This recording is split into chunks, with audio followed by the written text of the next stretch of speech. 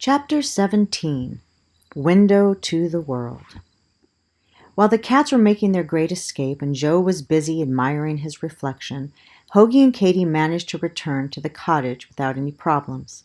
They were both extremely thirsty, and Hoagie remembered seeing a water bowl in the mudroom, so he suggested they go inside.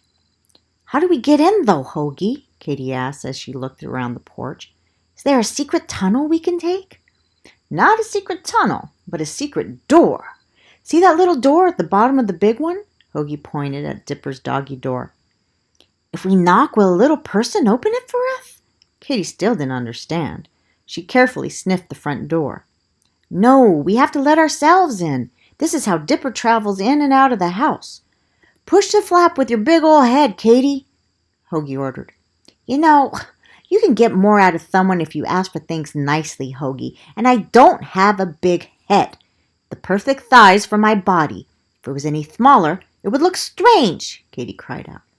"Sorry. Can you try pushing it, please?" Hoagie corrected himself. After a few attempts of getting whacked in the head by the rubber flap, Katie was finally able to squeeze through Dipper's doggy door. "Wow, humans sure have a lot of stuff," Katie said in awe as they strolled through the house. It took all of her willpower not to inspect every crack and crevice.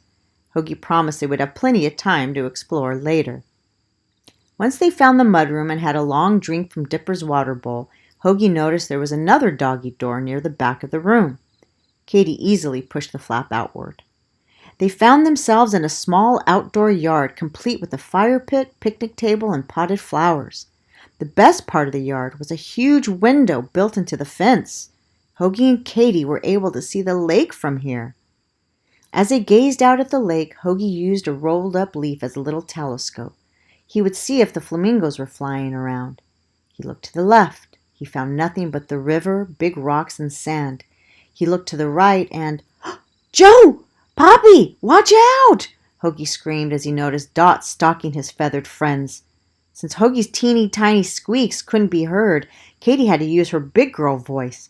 She gave it all she had and let out the strongest and loudest bark of her life. The birds didn't know where the ruckus was coming from, but they were startled enough to run and take to the air. When they looked down, they noticed the two ocelots staring up at them.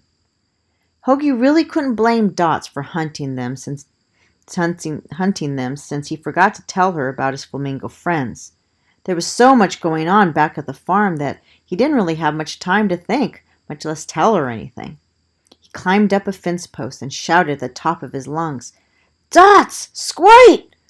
Dot spotted Hoagie before she heard him, since his voice was so dinky. The two cats made their way over. "Dots, those birds are my friends. Please leave them alone," Hoagie called down from his post. "I don't ever remember talking about animals outside of the barrier being off limits, morsel. Any animals out here are free game."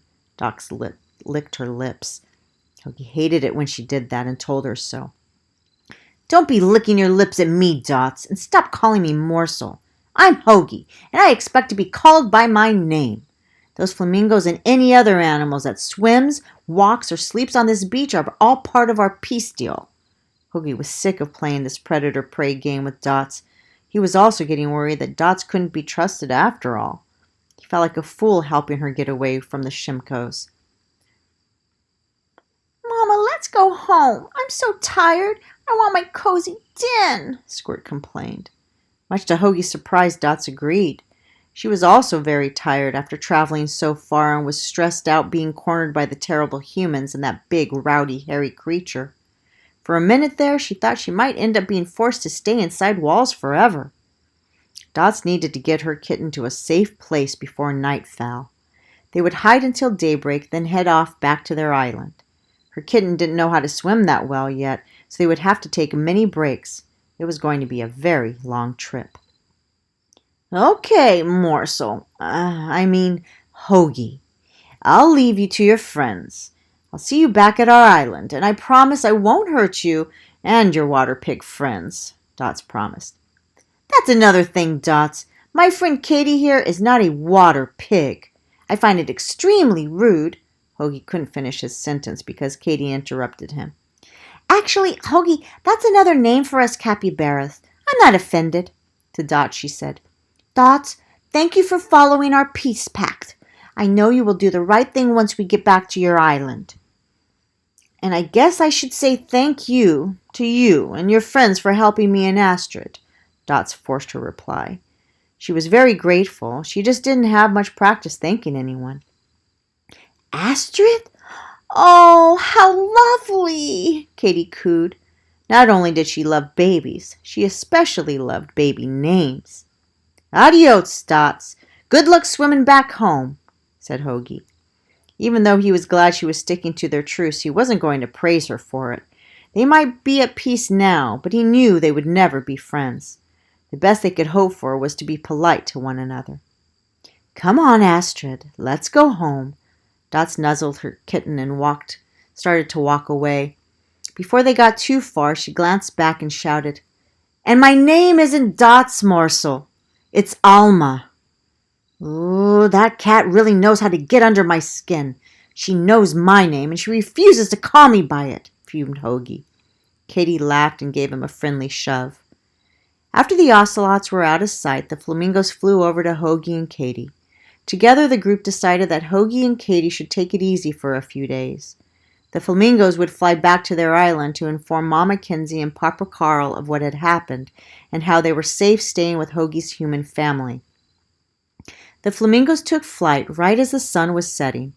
Hoagie and Katie stood near the window, gazing out at the way the colors of the sun played upon the water.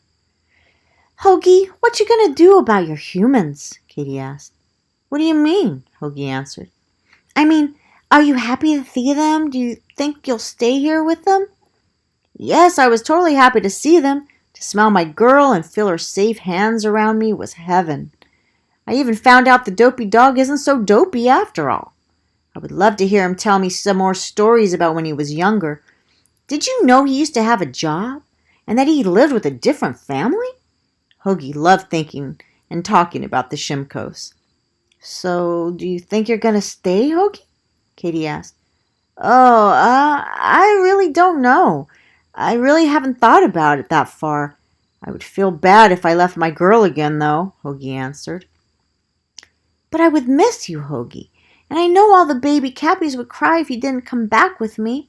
Katie felt her throat starting to choke up, and a small tear trickled from her eye. Oh, Katie, no, don't cry. I'm not saying I'd stay forever. I'm just saying I'm thinking about staying for a visit, that's all. The flamingos can come and check on me in a while, and I'll go back with them.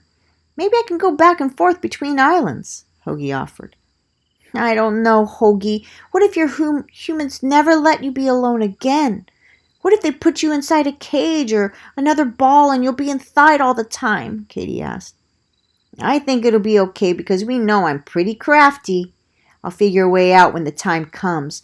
Oh, for goodness sakes, now I've gone and made you cry. Hoagie noticed Katie trying to hide her tears.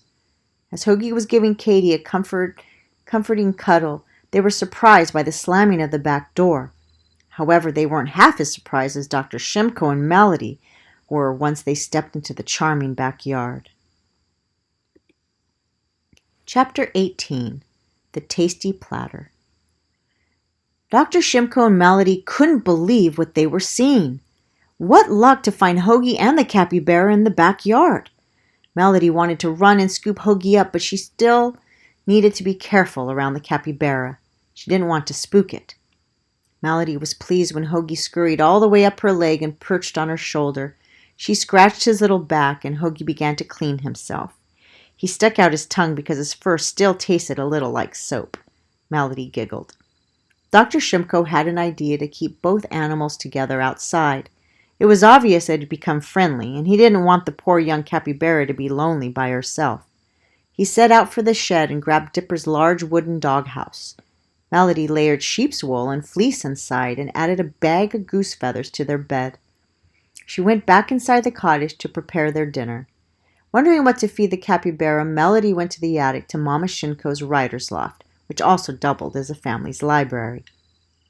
Mama, what do capybaras eat? Melody asked. Let's look it up the old-fashioned way, Mama Shimko winked. Closing her computer, she strolled over to a huge bookshelf She finally found a thick animal encyclopedia. Aha! C is for capybara. Here it is. Mama Shimko thumbed through a thick book about wild animals. It says here that they are herbivores and eat all sorts of things that are easy to find. Cut grass, water plants, reeds, and bark. We can even feed them some human food like lettuce and cabbage. However, they shouldn't have fruit unless it's a special treat because it's bad for their teeth and it can upset their tummies. And never ever give them carrots since it's bad for their liver, Mama Shimko warned. As Melody and Nicky foraged for Hoagie and Katie's meal, Dipper came to visit his rodent friends. Are you guys going to sleep out here? You guys might get a little cold, Dipper said. It's no problemo. Katie and I curl up together at night and that keeps me nice and toasty. Plus our humans gave us this awesome den to sleep in, Hoagie stated. Dipper poked his head inside his old doghouse and decided to crawl in. I forgot how cozy it is in here, Dipper agreed. If you're not too chilly, you can sleep with us, said Hoagie.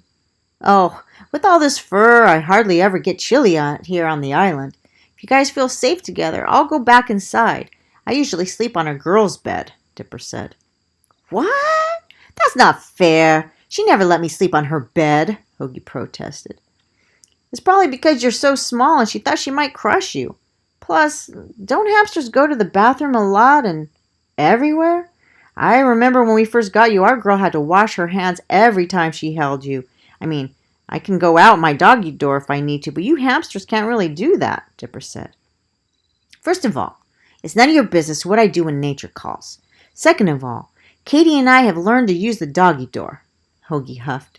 Dipper was impressed.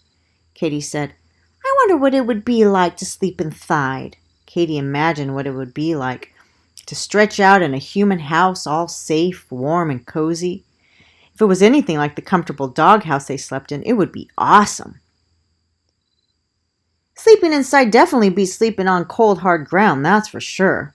The only thing I'm not allowed up on bed is when I'm too sandy or muddy.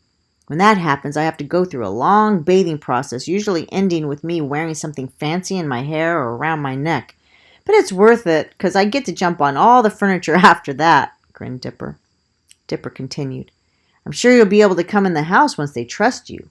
And you learn to go potty outside, of course. Anyway, if you need me, just give me a holler. As Melody and Nicky went out to feed Hoagie and Katie, Dipper slipped through the back door and went inside. Hoagie and Katie were so excited to eat. It seemed like it had been ages since their last true meal.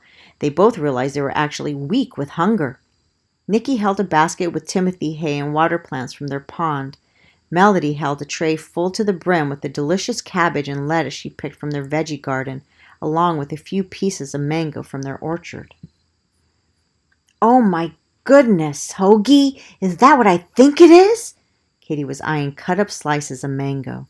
She licked her lips greedily. As soon as the kids set the food down, the animals tried to pounce on the bounty. Whoa! Guys! Slow down! You're going to give yourselves a tummy ache, Melody laughed. She took the tray away and gathered her courage before placing a small slice of mango on her flat hand. Melody held it out to Katie. Katie sniffed the fruit, then sniffed Melody. Katie looked into Melody's warm brown eyes and she immediately understood the girl was both sweet and kind. She gently took the piece from Melody's outstretched hand and nibbled the sweet fruit daintily. Melody gave a scrap to her brother, and Katie happily took it from Nicky, too. Melody dared to stroke Katie lightly, and Katie shivered and squeaked softly because Melody's touch tickled. This didn't stop her from eating a dandelion out of Nicky's hand, though. Wow, her fur is rough, Melody said. Nicky gently caressed Katie's side and agreed with his sister that Katie's coat wasn't as smooth as it looked. From the mudroom window, Mama Shimko called out to her children. Kids, dinner's ready. "'Kay, Mom," they both sang out. The kids scattered the remains of the food onto the grass and stood up to leave. "Good night, sweet pets," Melody whispered lovingly. "Yeah, sleep tight, dudes," shouted Nicky. Hoagie and Katie both munched and chatted about their crazy day. Katie couldn't believe they didn't have to search for food by themselves. It was so nice to be given things so easily. She thought it was like being treated like a queen, and told Hoagie so. Don't get used to being treated like a queen, Katie. I'm afraid you'll love it a little too much. Hoagie smirked with a cheek full of food. Oh, come on. Don't be so serious, Katie muttered. She also had a cheek full of food. They jabbered on into the starlit night, fantasizing about the adventures they would have the next day on the farm. I want to meet the other animals you spoke of, Hoagie. That's my thing, you know. Making new friends. Katie was so excited she could hardly speak. Just steer clear of the geese. They're the white birds with orange beaks. They can be a bit bossy, warned Hoagie. I know someone who used to be bossy once. Maybe the geese can change like he did, Katie said. Do I know this bossy person? Hoagie asked, not realizing Katie had actually been talking about him. Katie decided to change the subject. Maybe you and I can challenge Dipper to a race, Katie declared. Nah, that wouldn't be fair. You'd leave us in the dirt, Hoagie grumbled. Maybe I'll just run on 3 legs, Katie offered. Well, that might be all right, said Hoagie. Maybe tonight we could sneak in the house by going through the doggy door, Katie cried. Yeah, Hoagie agreed. So it was decided. They weren't going to wait until the next day for another adventure. Once the stars were twinkling in the clear sky, Hoagie and Katie snuck into the house. They jumped on the furniture, checked out the TV, chatted with Nikki's goldfish, and helped themselves to some treats in the fridge. Hoagie even had a little swim in the toilet bowl. Basically, the naughty little rodents had the time of their lives.